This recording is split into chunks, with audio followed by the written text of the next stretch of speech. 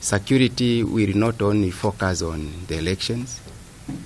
Security in the region will focus on even security ya wananchi.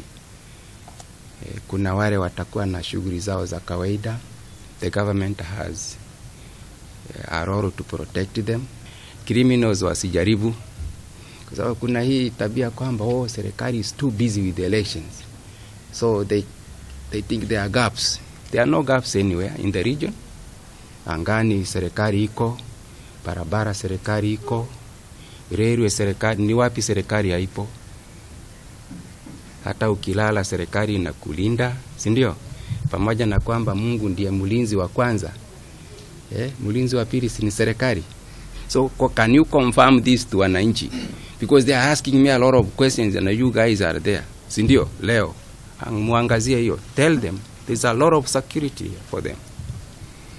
We want to assure wale wako na voting card to turn up in mass kesho. Amka mapema, wherever you are, go and vote. Usisikize vitisho vya watu wengine wachache. That is your birthright, that is your constitutional right, that's your democratic right. And you go and vote. Hizi threats, nini, ignore them.